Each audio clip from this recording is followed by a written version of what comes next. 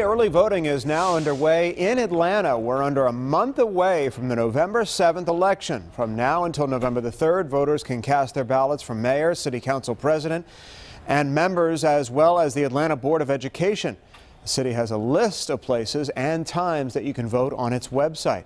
But the big ticket item on that list is obviously the mayoral race. 9 candidates vying for Atlanta's top job.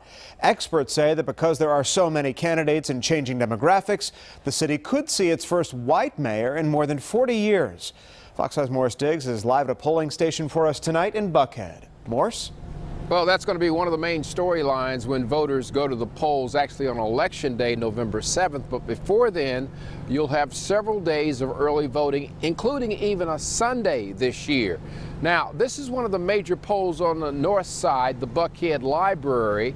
But I have to tell you, engaging what's happened is just a snapshot. But we actually earlier in the day saw business more brisk on the south side at the Adamsville location.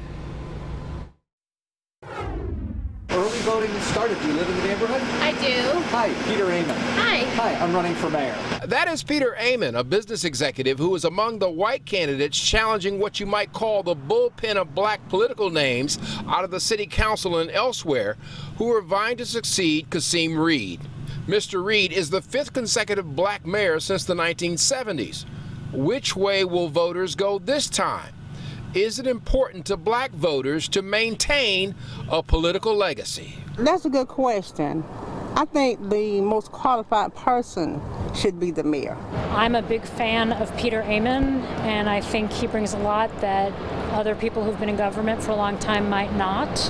So I'm excited about the race. I'm excited about the future for Atlanta. The data on eligible voters do not give a precise picture because you don't have to check a racial box.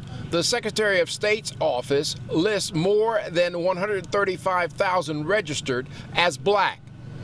Just over 97,000 are white, but there's a large number of other Asian, Hispanics, and unknown, totaling more than 46,000 voters. There are white progressive Democrats here who will vote for an African American, and there are some African Americans, which we saw 8 years ago, that will vote for a white candidate. And so I think that the campaigns will make a huge mistake if they only cater to a particular race or gender.